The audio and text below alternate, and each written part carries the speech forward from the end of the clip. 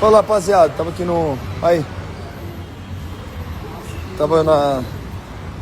Acho que é renovação de votos, de aliança de um grande amigo meu, Renato Augusto, multicampeão por onde passou. E tava assistindo o jogo pelo telefone, né? Então, não tenho tanta propriedade para falar daquilo que aconteceu hoje. Virada do Vasco, 2-1. Mas vou falar um pouquinho daquilo que eu percebi, que eu vi do jogo. Pessoal, então eu vou começar esse vídeo lembrando vocês, para quem não assistiu, eu não vou lembrar, né? Para quem não assistiu, eu vou passar para vocês, e para quem assistiu e de repente esqueceu, eu vou lembrá-los. Hoje no Seleção Sport TV teve a hora do palpitômetro. E eu falei, olha, como se trata de um clássico, 50-50. O Fluminense vive o melhor momento, o Vasco vem de algumas derrotas consecutivas, não sei quantos jogos sem vencer, mas eu tenho propriedade para falar porque eu vivi os dois lados. Eu joguei clássicos que eu tinha um time melhor e perdi, e vivi um melhor momento e perdi, e clássicos que eu vivia um momento pior e tinha um pior time tecnicamente falando e venci. Então clássico é clássico e vice-versa. Dito isso, o Fluminense começou melhor, basicamente aquilo que eu falei também no Seleção, o Fluminense pressionando alto, o Vasco não fugindo das suas características, daquilo que o seu treinador preza por fazer. E o Fluminense foi melhor no primeiro tempo. No gol, inclusive, de uma jogada ensaiada.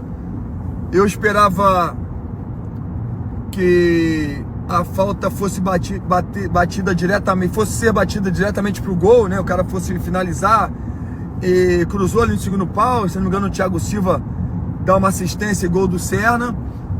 Teve sorte, bateu no cara. Não foi sorte não, isso é competência e trabalho. E o primeiro tempo do Fluminense, ao meu modo de pensar, foi melhor, foi acima do que o primeiro tempo do Vasco. O segundo tempo mudou completamente.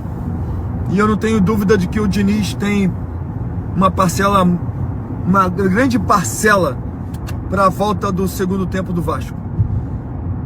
E muito mais do que o papel tático do Vasco dentro de campo, isso aqui, ó, a mente. Eu não tenho dúvidas que o Diniz entrou na mente de todo mundo ali.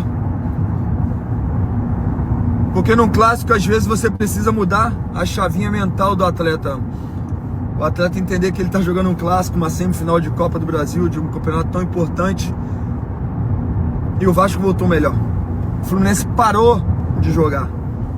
Isso é o que eu vi num telefone celular em meio ao show do Belo. Mas eu pude analisar um pouquinho. O Fluminense parou de jogar. E o Vasco foi melhor no segundo tempo. Virou o jogo. E pra mim o Ryan foi o grande nome do jogo. Agora, super importante essa vitória pro Vasco. Dá moral. O mando de campo foi do Vasco. A torcida do Vasco em peso, maioria. Pelo aquilo que eu entendi e vi pelo telefone celular. Mas a semifinal está completamente aberta, assim como está completamente aberta a semifinal do campeonato. Do campeonato. A semifinal entre Cruzeiro e Corinthians, jogo agora em São Paulo. E hoje sim, se agora vocês perguntam para mim, no seu palpitômetro, continua sendo 50-50, Felipe? Eu vou falar para você que não. Porque o clássico, o Vasco começou com uma vitória, então hoje, no próximo jogo, sem dúvida nenhuma, o Corinthians parte com 55% e o Vasco também parte com 55%. Mas eu não posso deixar aqui de enfatizar, né? Que grande jogador, que potencial tem o Ryan, né? Que potencial tem esse cara, né? Legal, né? Porque eu falei que a chave hoje do fechamento, no Seleção Sport TV eu falei a chave do Vasco era pela direita. E principalmente o Ryan, né? O Ryan é um grande jogador, né, cara? Assim, e acabou que o Ryan, ele sendo fundamental o meu modo de pensar para essa virada do Vasco. Temos um mata-mata importante, temos um grande jogo, está em aberto.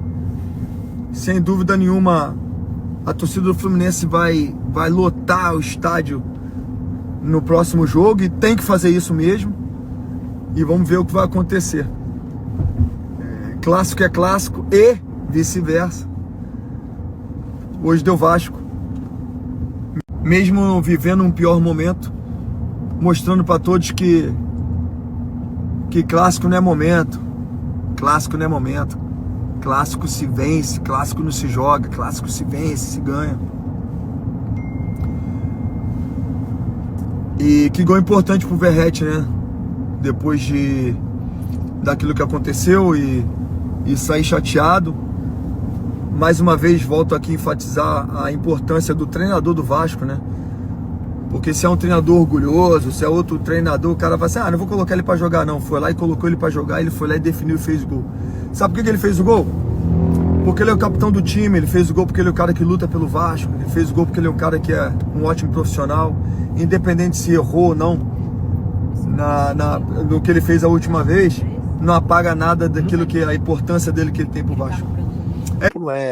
São 2 ou 3 jogadores. O meio de campo, para mim, é como a gente consegue ocupar com o maior número possível aquele espaço com os jogadores. Então, o Coutinho, igual você mesmo falou, tem hora que ele estava pegando a bola lá no pé do Léo Jardim para iniciar, tem hora que o André estava aqui dentro, tem hora que o Ryan estava aqui dentro.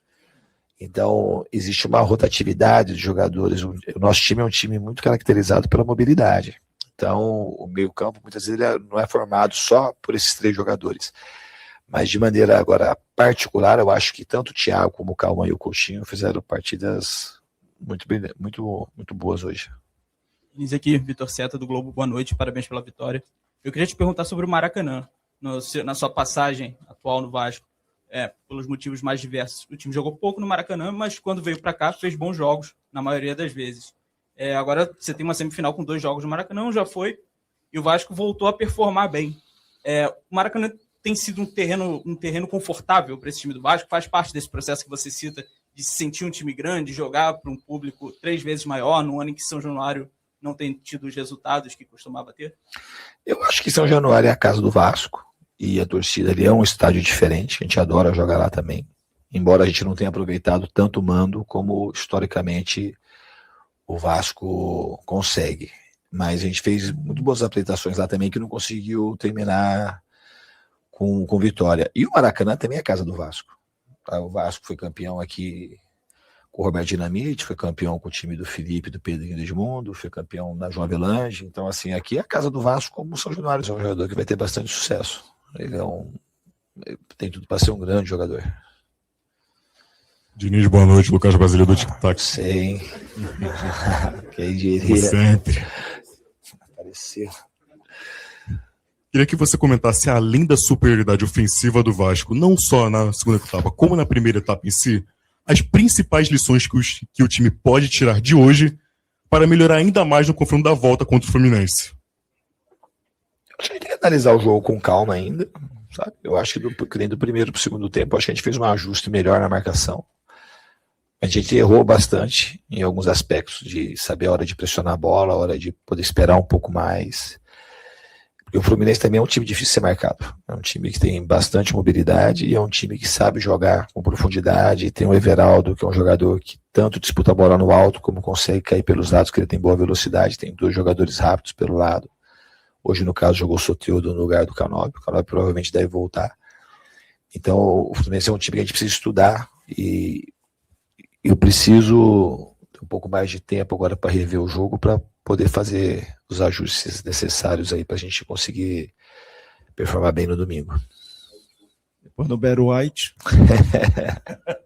Diniz, boa noite, Amadeu do canal, na torcida vascaínos, parabéns pela vitória. Eu queria que você falasse de um jogador que vem chamando a atenção da torcida, a minha, o atleta colombiano Andrés Gomes, um jogador que tem 22 anos, 16 jogos, 1 gol, 5 assistências, e vem sempre. Ele tem uma característica agressiva no 1 contra 1. E essa evolução dele, física e tática, tem o dedo do Diniz? Boa noite, parabéns pela vitória. Acho que é o dedo do trabalho de todo mundo, né, do Vasco. O Vasco é uma comunidade que trabalha muito. Não só eu, certamente, dos nossos preparadores físicos, o pessoal do departamento médico, o pessoal de relação. E eu acho que o Andrés, ele cai naquela questão um pouco parecido com o Ryan, com os jogadores mais jovens. Dá para vocês ver claramente que é um jogador talentoso, que estava na França praticamente sem jogar, sem minutagem nenhuma. Era um jogador que a gente conhecia pouco. Inclusive, o vídeo dele é muito pior do que ele é quando foi contratar. A gente precisava de um jogador de velocidade, e quando traz os melhores lances assim, fala, pô, jogador. Mas a gente acabou trazendo um jogador, porque o time, ele é da mesma cidade do Arias. Então, o processo de contratação do Vasco, na janela, acho que a gente foi bastante assertivo nessa janela do meio do ano. A gente não foi apressado, foi igual o time, o Coutinho falou com o time, a gente não teve pressa, a gente foi agressivo, mas não foi apressado. E para contratar jogador é difícil se acertar em contratação. E os colombianos, de maneira específica, quem me ajudou muito foi o John Arias, porque tanto um como o outro, o Arias conhece bem, e o Andrés, especificamente, é da mesma cidade do Arias. E quando eu liguei para o Arias, ele me deu as informações que eu precisava para poder ser favorável à vinda do Andrés, porque o Admar trouxe o nome, eu e o Felipe, a gente avaliou, a gente precisava de um jogador de velocidade, com as características dele, e essa característica de 1 para 1, por exemplo, eu acabei tendo mais segurança falando com o Arias do que pelo vídeo, porque no vídeo os times jogavam muito em transição, ele pegava muita bola de espaço. Então essa característica principal que está mais chamando a atenção no momento dele no Vasco foi uma característica que o Arias, que me falou, não, ele é um jogador assim, eu acho que ele vai crescer muito. E tá aí, você comendo nesse momento as palavras do Felipe Melo, analisando um pouquinho sobre a virada histórica do Vasco da Gama contra o Fluminense no Maracanã. Um público ali de 65 mil pessoas presentes. Foi realmente casa cheia, com a maioria esmagadora torcida do Vasco da Gama. Lembrando também que a gente não pode esquecer que uma renda de 7 milhões e tudo isso aí nos cofres do Gigante da Colina. Em relação ao Diniz, pediu ajuda ao Arias e o Arias deu uma super moral, né, cara? Porque hoje o Andrés Gomes vem rendendo demais, jogador interessantíssimo. O Vasco até sondou o Inestrosa e tudo mais, mas ficou no final com o Andrés Gomes. E tá aí, ó, a resposta que valeu muito a pena o investimento do Vasco da Gama nesse jogador. Eu peço a você que deixe o like, é muito importante para o nosso canal. Acione o sininho de notificação para não perder nenhum conteúdo. Nossa meta é alcançar o mais rápido possível 70 mil, conto muito com a sua ajuda e também com a sua moral. Vou ficando por aqui, valeu, tamo junto e é nóis! Fui!